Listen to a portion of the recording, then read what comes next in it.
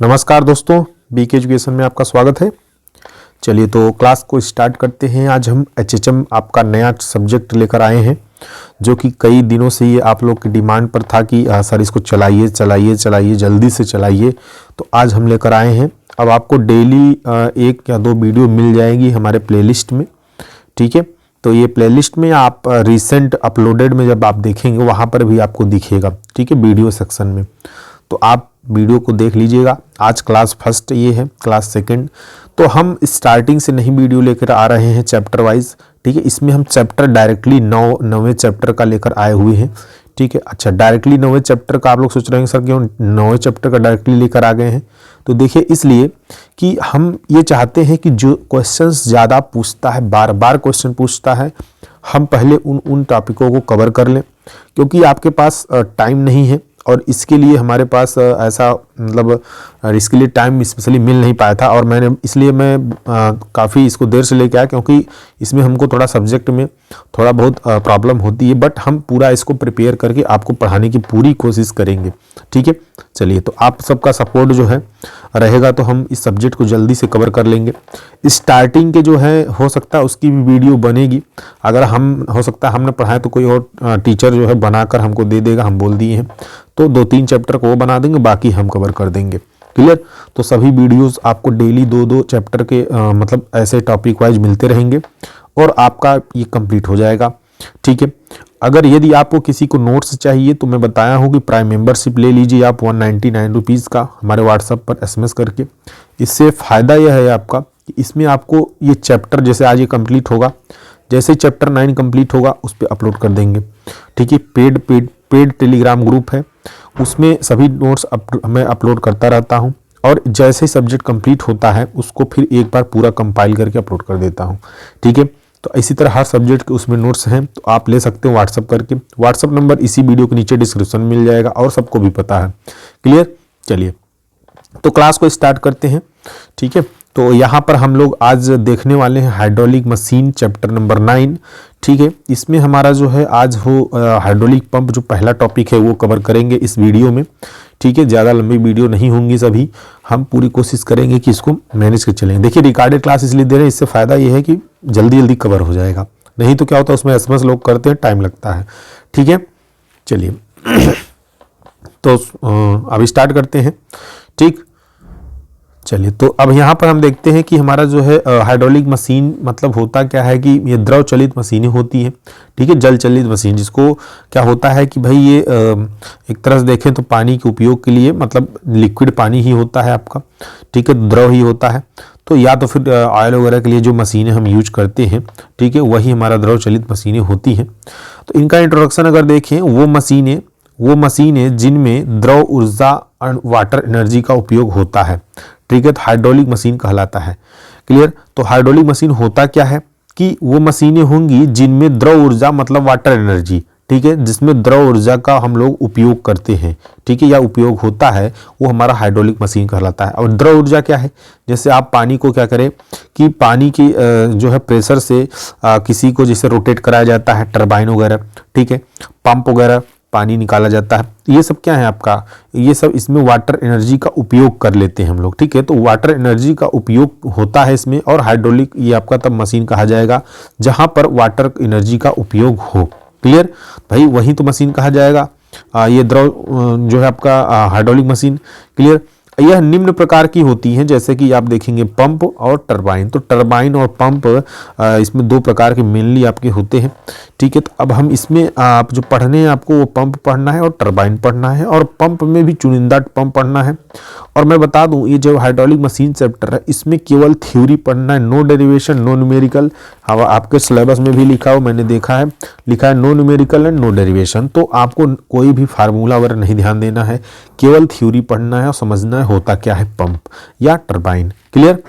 चलिए, तो हमारा इसमें देखिए हाइड्रोलिक पंप है क्या एक्चुअली, ठीक है, इसको समझते हैं और देखते हैं कि हाइड्रोलिक पंप होता क्या है। क्लियर है। चलिए, तो इसमें देखेंगे कि हाइड्रोलिक जो पंप होता है आपका, ठीक है, ये देखिए हाइड्रोलिक जो पंप है, क्लियर, यह जो है द्रव चलित पंप होती है, ठीक है। तो उसी को बोलते हैं हिंदी में, इंग्लिश में हाइड्रोलिक पंप, हिंदी में द्रव चलित पंप। तो ये वो द्रव चलित मशीनें हैं जो विद्युत ऊर्जा, इलेक्ट्रिकल एनर्जी को यांत्रिकी ऊर्जा में, मतलब मैकेनिकल एनर्जी में जो है मैकेनिकल एनर्जी की सहायता से द्रव ऊर्जा या वाटर एनर्जी में परिवर्तित करती है। तो मतलब इसमें क्या है कि आपका जो इलेक्ट्रिकल एनर्जी होती है, ठीक है, उसका हम लोग इसमें क्या करते हैं, इलेक्ट्रिकल एनर्जी को या मैकेनिकल एनर्जी की सहायता से, ठीक है, इलेक्ट्रिकल एनर्जी को मैकेनिकल एनर्जी की सहायता से वाटर एनर्जी में परिवर्तित कर देना। समझ गए? ये हमारा क्या होता है, हमारा जो है ये हाइड्रोलिक पंप कहा जाएगा। ठीक है, मतलब इनका उपयोग द्रव को पंप करने में किया जाता है। तो पंप करना का मतलब क्या है, कहीं नीचे से ऊपर की तरफ ले जाना, पंपिंग करना। ठीक है, कोई भी द्रव है, अब द्रव में पानी भी हो सकता है, डीजल भी हो सकता है, पेट्रोल भी हो सकता है, कोई भी द्रव हो सकता है। क्लियर? अब ये जो है देखिए यहाँ पर आप इस कॉन्सेप्ट को आप यहाँ पे समझ रहे हो कि देखिए पहले इलेक्ट्रिकल एनर्जी थी। ठीक है, इलेक्ट्रिकल एनर्जी मान लीजिए सपोज दैट मोटर हो गया। ठीक है, मोटर में आप क्या किया, इलेक्ट्रिकल एनर्जी प्रोवाइड कर दिए। ठीक है, आपने इलेक्ट्रिकल एनर्जी कनेक्ट किया, उस मोटर के द्वारा क्या करेगा, ये पंप रोटेट करना स्टार्ट करेगा। ठीक है, जब रोटेट करना स्टार्ट करेगा तो वहां पर फिर मैकेनिकली एनर्जी लगने लगा, और फिर मैकेनिकली एनर्जी से जब रोटेट करने लगा तो फिर पानी बाहर निकलने लगा पंप से, तो हमारा क्या हो गया, वाटर एनर्जी में परिवर्तित हो गया। क्लियर? अब ये जो इलेक्ट्रिकल से मैकेनिकल, मैकेनिकल से वाटर एनर्जी में गया, तो ये हमारा क्या हो गया, हाइड्रोलिक पंप या पंप भी कहते हैं। ठीक है, हम लोग सिंपल हमेशा पंप पंप कहते हैं, लेकिन हाइड्रोलिक पंप आपका एक्चुअली ये नाम यही होता है, लेकिन हम लोग पंप पंप कहते हैं। पंप कई प्रकार हो सकते हैं, लेकिन हम लोग यहाँ पर जो द्रव चलित पंप होता है, हाइड्रोलिक पंप, उसको हम लोग पंप ही बोलते हैं इसमें। ठीक है, तो इलेक्ट्रिकल एनर्जी को मैकेनिकल में, मैकेनिकल मतलब इसको कन्वर्ट करता है डायरेक्टली वाटर एनर्जी, लेकिन with the help of mechanical energy. ये तो हमारा हो गया पंप। अगर हम इस टरबाइन की यहाँ पर बात करें, ठीक है, टरबाइन भी यहीं पे समझ लें तो अच्छे समझ में आ जाएगा। देखो, जब टरबाइन कोई कहेगा ना, तो इसी का जस्ट अपोजिट कर दो, मतलब कि वाटर एनर्जी को क्या करेगा, कन्वर्ट करेगा इलेक्ट्रिकल एनर्जी में। समझ रहे हो? अगर पंप कोई कहा तो इलेक्ट्रिकल एनर्जी को वाटर में, और अगर कोई बोला टरबाइन तो वाटर को इलेक्ट्रिकल में। Clear? With the help of mechanical energy, with the help of, दोनों में मैकेनिकल एनर्जी काम करेगा। ठीक है, अरे इलेक्ट्रिकल मतलब विद्युत ऊर्जा, ठीक है, मैकेनिकल मतलब यांत्रिकी ऊर्जा, और वाटर मतलब क्या है, द्रव ऊर्जा। समझ रहे हो सभी लोग? तो इलेक्ट्रिकल एनर्जी मतलब विद्युत ऊर्जा, मैकेनिकल मतलब क्या है, यांत्रिकी ऊर्जा, वाटर मतलब क्या है, यहाँ पर द्रव ऊर्जा। ठीक है, तो तीनों ये जो आपके कन्वर्टर सिस्टम है, ये समझिए कि अब ऐसे टरबाइन क्या होती है, देखिए पानी की सहायता से जब पानी उस पर पड़ता है, देखिए ब्लेड पर, तो क्या होता है, रोटेट होता है। जैसे रोटेट होगा तो वहां पर मैकेनिकल एनर्जी लगने लगेगा, और इसकी सहायता से उसमें क्या होगा, इलेक्ट्रिक जनरेट होगा, विद्युत जनरेट होगा। समझ गए? तो पंप का जस्ट अपोजिट टरबाइन, टरबाइन का जस्ट अपोजिट पंप, यही सिद्धांत पर ये पूरा कार्य करता रहता है। क्लियर? चलिए आगे समझते हैं, आगे समझते हैं हम लोग। तो इसको हम लोग एक डिफिनीशन और लिख सकते हैं पंप को। ठीक है, हाइड्रोलिक पंप को एक डिफिनीशन और आप लोग लिख सकते हैं। वो क्या लिख सकते हैं, देखिए कि इसमें जो है ना, आप जो ये हमारा एक डिफिनीशन और है, इसको लिख सकते हैं कि पंप वह द्रविक मशीन है जो विभिन्न प्रकार के द्रवों को, विभिन्न प्रकार के द्रव में हो सकते हैं, डीजल, पेट्रोल, कोई भी द्रव हो सकता है। ठीक है, द्रवों को खींचने, उठाने, खींचने मतलब ऊपर की तरफ खींचने, उठाना। ठीक है, पानी को जो उठाते, कहते भाई पानी उठा लिया। ठीक है, तो प्रदाय करने, प्रदाय मतलब क्या होता है, ठीक है, बाहर निकालना या डिलीवरी करना, करने या गतिमान करने के लिए प्रयोग की जाती है। ठीक है, तो उसको बाहर निकालना या उसको डिलीवरी करना, प्रदाय मतलब है डिलीवरी करना। ठीक है, बाहर निकालना।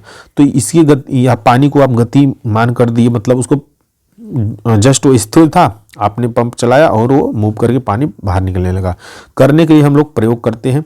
ठीक है, तो ये भी लिख सकते हैं डिफिनीशन, ये भी लिख सकते हैं, जो आपकी इच्छा। क्लियर है? चलिए दोनों लिखेंगे तब पर भी अच्छे नंबर प्राप्त करेंगे आप। ठीक है, चलिए आगे बढ़ते हैं। पंप की क्रिया, ठीक है, पंप की क्रिया की अगर यहाँ पे बात करें, वर्किंग ऑफ ए पंप। ठीक है, अब देखिए सिलेबस में तो बहुत शार्ट दिया है, बट हम यहाँ पे उन सब टॉपिकों को भी ले लेंगे जो आपके लिए ज़रूरी है। ठीक है, क्योंकि इनके बिना नहीं समझ में आएगा आगे का टॉपिक जो है। ठीक है, चलिए तो हम देखते हैं पंप की क्रिया मतलब working of a pump. Pump जो है कैसे क्रिया करता है, ठीक है, कैसे पंपिंग होती है। ठीक है। तो पंपिंग की क्रिया को ही पंपिंग कहते हैं। क्लियर? तो कैसे पंपिंग इसमें होती है तो वो देखते हैं। तो सपोज दैट जैसे ये हमारी जो है ये पंप है, ये देखो पंप है सपोज दैट, ठीक है। और इसमें जो है ना यहाँ पर मोटर सेट है, ठीक है। ये मोटर हमारा लगा हुआ है और इसकी एक पाइप देखो यहाँ पानी में गई हुई है, ठीक है। ये पानी है, आपका पूरा जल है। इस पानी में एक पाइप हमारा गया हुआ, दूसरी पाइप बाहर की तरफ निकली हुई है, ठीक है। जो इसमें हमारा पंप लगा हुआ है वो यहाँ पर लगा है द्रव पर क्रिया करने वाला भाग, ठीक है। ये जो भाग आपको दिख रहा है ये द्रव पर क्रिया करने वाला भाग है, मतलब इसी में जो क्रियाएं होंगी वो इसी के अंदर होंगी, ठीक है। हम क्या किए कि मोटर को स्टार्ट किए, ठीक है। ध्यान से सुनते रहेंगे तो एकदम फिगर दिमाग में बन जाएगा, ठीक है। तो हमने क्या किया कि मोटर को हमने स्टार्ट किया। जैसे ही हमने मोटर को स्टार्ट किया और यहाँ पर इलेक्ट्रिक एनर्जी लगा, ठीक है, इलेक्ट्रिकल एनर्जी लगा, मतलब विद्युत ऊर्जा लगा और उसके बाद मोटर स्टार्ट हो गया, ठीक है। मोटर जैसे स्टार्ट हुआ, ये शाफ्ट इसमें लगा रहता है, शाफ्ट क्या करेगा, मूव करने लगेगा। जैसे ही शाफ्ट मूव करेगा या फिर बेल्ट वगैरह भी लगे रहते हैं, अलग अलग जैसा अरेंजमेंट, वो हम आगे पढ़ेंगे, ठीक है। तो ये शाफ्ट जैसे लगा रहता है, ये क्या करता है कि जैसे मूव करता है तो भैया जब शाफ्ट मूव करेगा तो वहाँ पर मैकेनिकल एनर्जी लगने लगेगा, मतलब यांत्रिकी ऊर्जा लगने लगेगा, ठीक है। अब इस यांत्रिकी ऊर्जा की हेल्प से अब इसके अंदर क्या होता है, ब्लेड वगैरह तरह तरह से लगे रहते हैं। अब ये अलग अलग तरह के पंप होंगे, वहाँ पर अलग अलग तरीके से वर्क करेगा, ठीक है। बट सारी क्रियाएं इन्हीं के अंदर होती हैं, ठीक है, जो मोटर अटैच होता है। अब इनके अंदर जो क्रियाएं होंगी वो कुछ इस तरह से मूव वगैरह होंगी, जो भी आगे पीछे जो भी अगर होंगे, इसमें कोई भी क्रिया हो सकती है, आगे हम पढ़ेंगे। जैसे रेसिप्रोकेटिंग में क्या होगा कि आगे पीछे होगा शाफ्ट, और सेंट्रीफ्यूगल में क्या होगा, रोटेट करेगा। ये सारी चीज़ें क्रियाएं इसके अंदर होती हैं। तो ये जब क्रियाएं स्टार्ट होती है ना, देखिए ये जो क्रियाएं स्टार्ट होती हैं, जैसे मूव करना स्टार्ट करेगा ये पंप, वैसे क्या होगा कि यहाँ जो बी पॉइंट आप देख रहे हो, यहाँ पर क्या करेगा, इस पॉइंट पर यहाँ पर दाब कम होने लगेगा। क्या होगा, दाब यहाँ पर कम होने लगेगा। भाई ये ऊपर की तरफ हवा जब जाने लगेगा तो यहाँ पे दाब कम होगा। जैसे यहाँ पे दाब कम होगा और यहाँ का दाब ज़्यादा रहेगा, तुरंत पानी ऊपर की तरफ चढ़ने लगेगा। समझ रहे हो? जहाँ पे दाब कम होता है, वैक्यूम बनाने लगता है, तो नीचे का पानी ऊपर खींच लेगा, ठीक है। जिधर दाब कम होगा उधर की तरफ खींचने की कोशिश करता है कोई भी चीज़, ठीक है, चाहे द्रव हो चाहे गैस हो, कोई भी हो, ठीक है। तो ये क्या करेगा, नीचे से ऊपर की तरफ खींचने की कोशिश करने लगेगा और ऊपर तरफ पानी जाने लगेगा। अब जितना तेज मोटर चलाएंगे उतना तेज ये शख्स यहाँ पे दाब कम होगा और उतना तेज पानी ऊपर की तरफ जाने लगेगा, ठीक है। और फिर बाद में ये क्या करेगा, इसमें जो क्रियाएं होंगी इसको मूव करके फिर पानी ऊपर की तरफ डिस्चार्ज करेगा और मतलब डिलीवरी कर देगा। क्लियर? तो वो प्रदाय हो जाएगा। ये पूरी फिनोमिना जो है यही इसका क्रिया है, ठीक है। तो एक बार दोबारा बता देते हैं कि ये मोटर हमारा जो है इलेक्ट्रिकल एनर्जी में इलेक्ट्रिकल एनर्जी हम इस पे लगती है। उसके बाद इससे क्या होगा, शाफ्ट मूव करता है तो यांत्रिकी एनर्जी लगने लगती है और इसके अंदर जो क्रियाएं होंगी, ठीक है, ये यांत्रिकी एनर्जी की वजह से होती हैं सारी क्रियाएं। और ये जो है पानी क्या करेगा कि ये इधर से सक करेगा, मतलब चूषण जिसको बोलते हैं हम लोग, ठीक है। पानी जो अगर ऊपर जा रहा है तो इसको बोलते हैं चूषण, मतलब सक्शन, ठीक है। चूषण मतलब सक्शन। यहाँ पर पानी अगर ऊपर जा रहा है, सक कर रहा है, ठीक है। पानी जैसे ऊपर जाएगा, और पानी ये ऊपर क्यों जा रहा है, इसका रीजन ये होता है कि जैसे ये मूव करना स्टार्ट करेगा, इस बी पॉइंट पर, बी देख रहे हो, इस पॉइंट पर क्या होता है कि दाब कम होने लगता है, प्रेशर कम होने लगता है। जैसे यहाँ पे प्रेशर कम होगा, यहाँ का प्रेशर अधिक रहेगा, क्योंकि इस पर वायुमंडलीय दाब भी लगता रहता है। और यहाँ पे प्रेशर इधर से क्या होगा, यहाँ पर अधिक होगा, और जब यहाँ पे अधिक होगा, यहाँ पे कम होगा, तो ये ऊपर की तरफ पानी जाने की कोशिश करेगा। जैसे पानी ऊपर जाने की कोशिश करेगा, इधर से अंदर से पहुंचेगा इसके अंदर और फिर पानी यहाँ पर डिलीवर कर देगा बाहर की तरफ, ठीक है। अब ये जो है पूरा प्रोसेस कंटिन्यूअस चलता रहता है, पानी हमारा बाहर निकलता रहता है, ठीक है। तो ये जो ऊपर बाहर की तरफ निकलता है इसको हम लोग डिलीवरी बोलते हैं, मतलब प्रदाय बोलते हैं। और नीचे की तरफ जो पानी में पाइप लगी रहती है उसको चूषण या सक्शन बोलते हैं, ठीक है। और ये बीच में हमारा क्या होता है, मोटर लगा रहता है, द्रव पर क्रिया करने वाला भाग होता है। तो ये हमारे जो है 3 स्टेप इसमें काम करते हैं। समझ गए सभी लोग? तो इसमें हमारे कितने स्टेप काम करते हैं, 3 स्टेप काम करते हैं, मतलब चूषण, सक्शन, द्रव प्रक्रिया करने वाला भाग और डिलीवरी। द्रव के निम्न तल ए पर ध्यान से देखें, अभी ये इसकी बात नहीं कर रहे, अभी डिस्टेंस ना देखो, अभी इसको बताएंगे, हेड और सब बताएंगे, उसके चक्कर में ना रहो, ठीक है। तो आपका चूषण जो सक्शन है और ये पार्ट दूसरा द्रव की क्रिया करने वाला भाग और डिलीवरी। तो इसमें देखिए, ध्यान से देखिए, द्रव के निम्न तल ए पर साधारणतः वायुमंडल दाब होता है। तो ए हमारा ये देख रहे हैं, ए पॉइंट देख रहे हैं, ठीक। इस तल पर क्या होगा, इस पर वायुमंडलीय दाब लगेगा, ठीक है, जाहिर सी बात लगेगा, क्लियर। तो जबकि पंप क्रिया के अंतर्गत प्रवेश बी पर, ये देख रहे हैं प्रवेश बी, इस पर जो है चूसण दाब मतलब वायुमंडल से कम स्थापित किया जाता है। ये अपने से नहीं होता है, जब मोटर स्टार्ट करेंगे तब यहाँ पे जो इसका दाब है ना वो कम होने लगेगा, ठीक है। ये क्या होगा, जो चूसण दाब ये होगा, ये क्या करेगा, कम, यहाँ वायुमंडलीय दाब यहाँ पर कम होने लगता है। जैसे ही कम होगा, क्योंकि ये इन्होंने क्या कर रहे हैं, ये मोटर चलाया तो शक करने की कोशिश कर रहा है उसको, ठीक है। तो यहाँ पर क्या होगा, वायु यहाँ पे दाब कम हो जाएगा और पानी तुरंत ऊपर स्थापित होने लगेगा, ठीक है। तो इस प्रकार ए तथा बी में दाब अंतर, ठीक है, दाब अंतर के कारण द्रव जो है चूसित सक्शन होकर प्रवेश बी पर पहुंचता है। तो ये क्या करेगा, दाब जब अंतर होगा, इधर दाब हमारा जो है ज़्यादा होने लगेगा, ठीक है। ध्यान से देखो, यहाँ पे हमारा दाब कम होने लगेगा, ये ए पर, और बी पर क्या, सॉरी बी पर कम होने लगेगा, ए पर ज़्यादा होने लगेगा, पानी तुरंत मूव करेगा, ऊपर की तरफ जाने की कोशिश करने लगेगा, ठीक है। तो प्रवेश बी में क्या करेगा, पानी पहुँच जाता है इसमें, क्लियर। और द्रव पर क्रिया करने वाला भाग प्रत्येक बी पर पहुँचे, ठीक है। तो द्रव पर क्रिया करने वाला भाग, द्रव पर क्रिया करने वाला भाग प्रवेश बी पर पहुंचे। आगे देख लेते हैं, ठीक है। जैसे प्रवेश बी पर पहुंचेगा तब क्या होगा, ठीक है, तब क्या होगा, कहाँ चला गया भाई, एक स्टेप ज़्यादा चले गए लग रहा है। चलिए, तो जैसे ऊपर वहाँ पर पहुँचेगा, ठीक है, तो द्रव की दाब ऊर्जा बढ़ता है। जैसे बी में पहुँचेगा, ठीक है, जैसे बी में पहुँचेगा उसके प्रवेश द्वार पर, तो वो क्या करेगा, वहाँ पर द्रव की दाब ऊर्जा बढ़ जाता है वहाँ पे, क्योंकि वो रोटेट करता रहता है। और अंत में यह जो है, अंत में क्या होता है, ध्यान से देखें, अंत में यह जो है क्या होगा कि अंत में यह उच्च दाब वाला द्रव प्रदाय से होकर बाहर निकल जाता है, बाहर निकाला जाता है। तो जैसे ही उसके अंदर दाब बढ़ेगा, ठीक है, जहाँ पानी अंदर जब चला जाएगा, और वहाँ पर क्या होगा, अंत में फिर हाई प्रेशर फिर वहाँ पर लगता है और डिलीवरी हो जाती है पानी की, पानी बाहर निकलने लगता है, ठीक है। तो ये पूरी फिनोमिना चलती रहती है कंटिन्यूअस, समझ गए सभी लोग।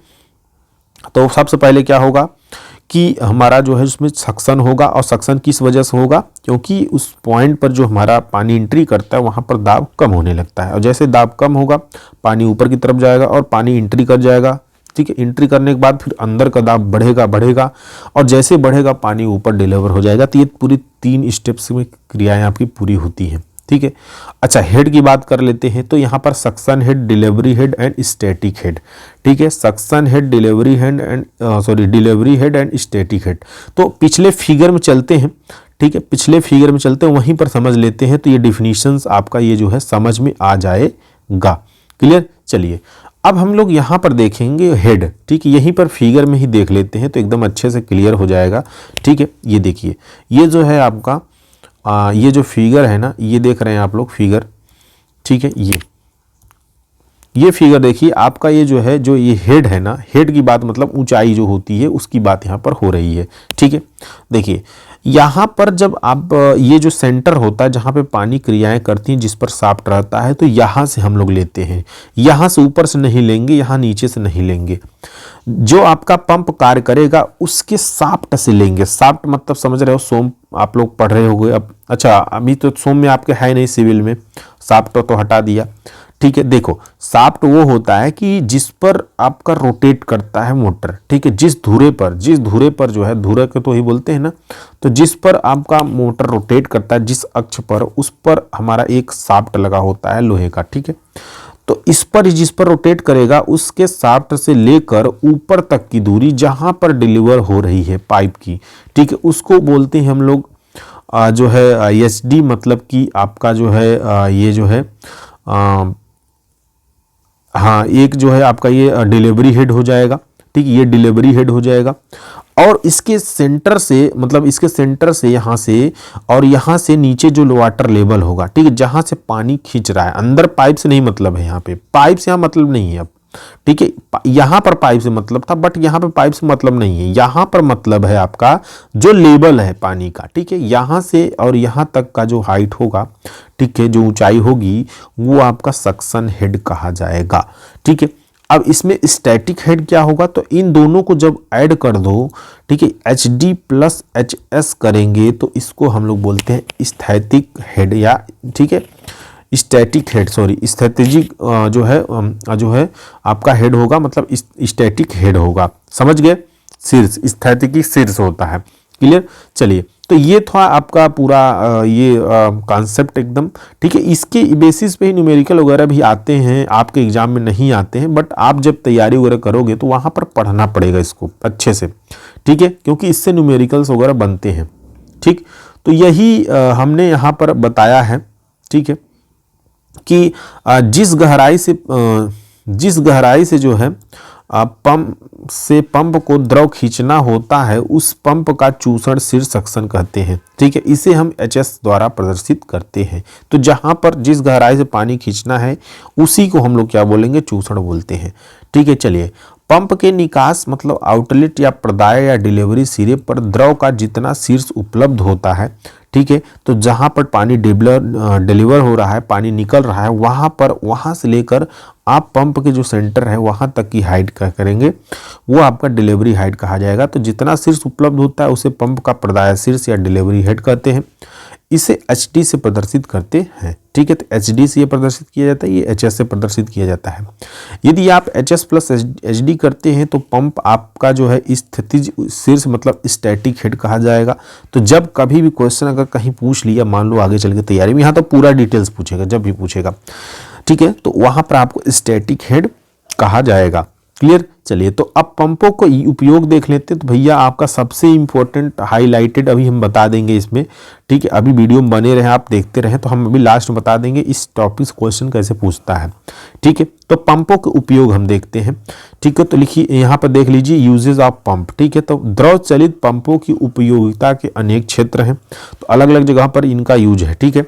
जैसे शक्ति इंजीनियरिंग कार्य, शक्ति इंजीनियरिंग कार्य क्या है कि जैसे भाई आप क्या कहिए कि यहाँ पर जो है मान लीजिए गाड़ी की धुलाई वगैरह करनी है, तो जो वहाँ पर पंप आप लगाएंगे, ठीक है।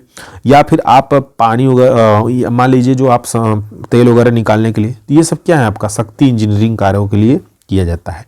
खेती कार्य, तो खेती कार्यों के लिए भी किया जाता है, ठीक है, जो आप घरों वगैरह में अपने खेतों वगैरह में लगाते हैं पंप वगैरह। परिवहन कार्य, ठीक है, तो ट्रांसपोर्टेशन में भी इनका यूज होता है। क्लियर। औद्योगिक कार्य, फैक्ट्री वगैरह में भी तो पंप वगैरह लगे होते हैं। और घरेलू कार्य, आप घरों में भी मोटर वगैरह लगाते हो, टिल्लू पंप वगैरह तमाम, ठीक है। तो ये जो है कार्य यहाँ पर इनका अलग अलग वर्क है, ठीक है। तो ये आपका बहुत इंपॉर्टेंट है। चलिए, तो अब देखते हैं इसमें पंपों के वर्गीकरण। तो पंपों के वर्गीकरण मतलब क्लासिफिकेशन ऑफ पंप, ठीक है। तो इसमें क्या है कि आप बस ध्यान रखिए कि कितने टाइप्स होते हैं, इनके बारे में नहीं पढ़ना है पूरा, ठीक है, बस ये जानना है कि टाइप्स कैसे हैं, क्लासिफिकेशन क्या है, ठीक है। तो ये क्लासिफिकेशन आप पंप अगर देखेंगे तो मेन हमारे दो तरह के इसमें पंप होंगे, एक है पॉजिटिव डिस्प्लेसमेंट पंप, ठीक है, और एक है dynamic pressure pump. Positive displacement pump मतलब धनात्मक विस्थापन पंप। इसमें क्या होता है कि हमारा जो एक तरह से अगर देखें तो इसमें आगे पीछे मूव करता है। क्या मूव करेगा भाई, ये आगे क्या मूव करेगा, कोई भी जो हमारा देखते हैं स्ट्रक्चर इसमें जो भी बनेगा, ठीक है। जैसे रेसिप्रोकेटिंग पंप पे क्या होता है, एक शाफ्ट उसमें लगा होता है, ठीक, वो क्या करता है आगे पीछे, स्ट्रोक होता है, वो आगे पीछे घूमता है, आगे पीछे मूव करता है, ठीक है। तो ये इसकी मदद से यदि यहाँ पर पानी का डिस्चार्ज हो रहा है तो ये हमारा कहा जाएगा धनात्मक विस्थापन पंप, ठीक है। गतिज दाब, अगर वहाँ पर गतिज दाब की वजह से पानी निकल रहा है या लिक्विड बाहर आ रहा है, ठीक है, उसमें प्रेशर लग रहा है, तो वो हमारा गतिज दाब पंप कहा जाएगा। क्लियर। मतलब डायनेमिक प्रेशर पंप कहा जाएगा, ठीक है, उसका इंग्लिश। तो प्रत्यागामी पंप इसमें होता है आपका पॉजिटिव डिस्प्लेसमेंट में, और इसमें जो है एक होता है घूर्णन पंप, ठीक है, एक होता है इसमें अपकेंद्री पंप, एक होता है नोदक पंप मतलब प्रॉपर प्रोपेलर पंप, ठीक है।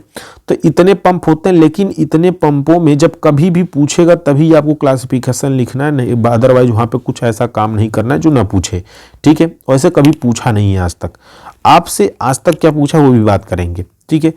चलिए, अब इसमें देखिए हमारा जो आपसे सिलेबस में है आपके, वो है आपका रेसिप्रोकेटिंग पंप मतलब प्रत्यागामी पंप, और दूसरा है अपकेंद्री पंप मतलब सेंट्रीफ्यूगल पंप। इन्हीं दोनों के बारे में आपको पढ़ना है, ठीक है, उससे ज़्यादा इसमें कुछ नहीं पढ़ना है, ठीक है। आगे टरबाइन तो आएगा ही, टरबाइन तो पढ़ना ही है, बट इन दोनों इस पंप में यही दोनों पंप पढ़ने हैं। अब जो आपसे क्वेश्चन पूछता है, अगर हम इस टॉपिक की बात करें तो क्वेश्चन जो पूछेगा तो क्वेश्चन ये पूछेगा कि रेसिप्रोकेटिंग पंप या फिर सेंट्रीफ्यूगल पंप के बारे में बताएं, उनके सिद्धांत को समझाएं, विथ सचित्र वर्णन करें, मतलब विथ फिगर। ठीक है, ये क्वेश्चन पूछता है। या पूछता है कि रेसिप्रोकेटिंग पंप क्या है, इनके सिद्धांत को बताएं तथा इनके उपयोगों को भी बताएं। क्लियर, इस तरह से क्वेश्चन पूछता है। या फिर आपसे पूछ सकता है कि भैया हाइड्रोलिक पंप क्या होते हैं। ठीक है, ये पूछ सकता है, बस इससे ज़्यादा इसमें से क्वेश्चन नहीं बनता है, आज तक बना ही नहीं है क्वेश्चन आपके सिलेबस में। ठीक है, इससे ज़्यादा क्वेश्चन कभी नहीं पूछेगा। समझ गए सभी लोग?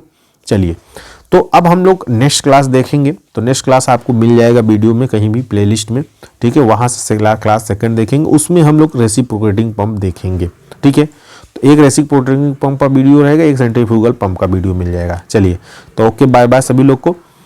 ठीक है, तो ये समझ में आ चुका होगा, क्लियर। चलिए, तो अब हम लोग रेसिप्रोकेटिंग पंप देख लेंगे आगे।